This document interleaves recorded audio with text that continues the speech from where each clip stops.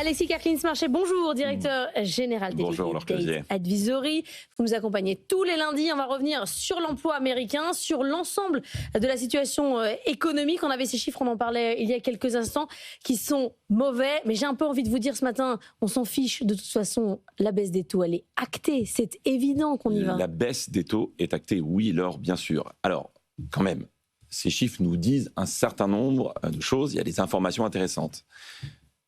La création d'emplois était très inférieure en août à celle qui était attendue. On attendait 75 000 en création d'emplois, on a eu 22 000. Traditionnellement, le mois d'août est un mois qui est plutôt bas. Mais là, pour le situer, on est sur un des mois les plus bas depuis le début du siècle. Première information.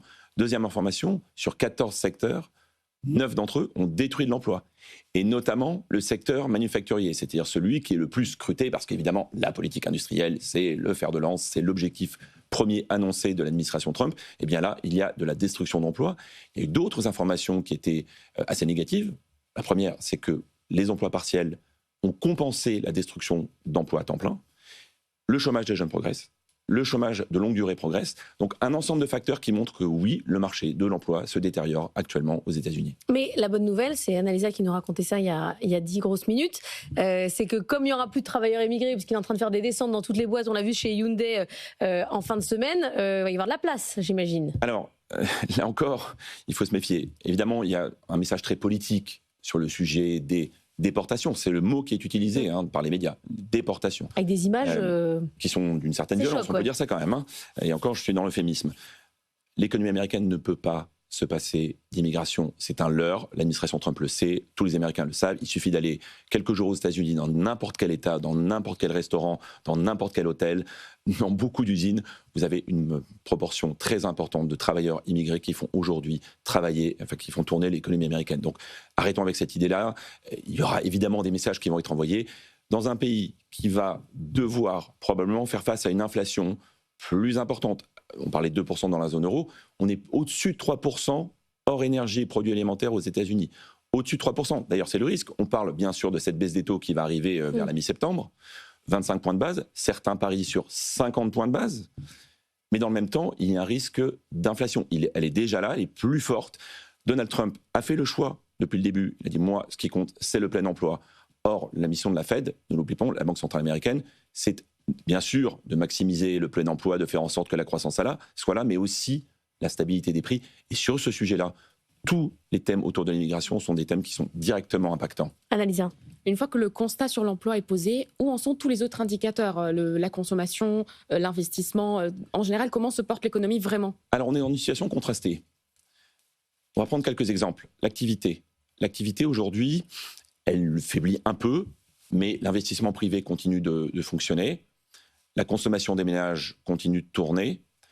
Et dans le même temps, quand on voit les projections pour la fin d'année, on est plutôt autour de 1,5, 1,6% de croissance du PIB américain. Ce sont des chiffres qui sont plutôt bas pour l'économie américaine, qui est plutôt du 2, surtout si vous avez une inflation élevée. Là, ça devient très compliqué. Et voilà. À vous coupler ça avec une inflation importante, on a une première situation contrastée. Un autre exemple que je trouve tout à fait intéressant, les indices boursiers. Le plus bas de l'année, c'était le 8 avril 2025. Depuis le 8 avril 2025, tous les indices boursiers sont à la hausse, notamment le S&P 500, le plus représentatif. Plus 30% depuis le 8 avril. Mais en réalité, cette croissance, elle est tirée par quelques valeurs, notamment les valeurs technologiques comme Nvidia, vous savez, le concepteur de processeurs graphiques, évidemment tiré par l'intelligence artificielle, qui a fait 73%. Juste se rendre compte de la taille d'Nvidia aujourd'hui. Une capitalisation boursière de 4 000 milliards de dollars, 4 trillions de dollars.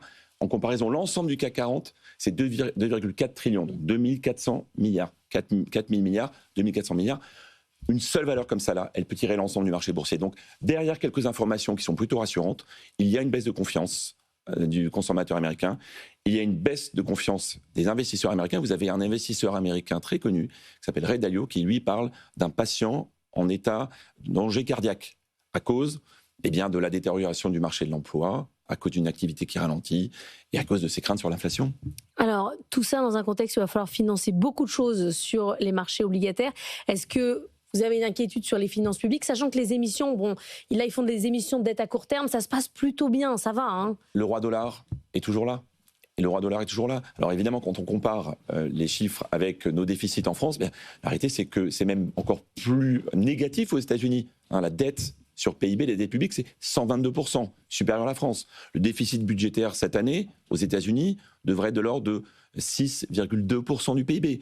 Donc c'est même supérieur aux mauvais chiffres français, mais c'est l'Amérique, c'est le dollar, c'est une puissance qui n'est évidemment pas comparable à ce que nous connaissons ici. Merci beaucoup Alexis Karklins-Marchais d'être venu ce matin dans la matinale de l'économie. On se retrouve la semaine prochaine.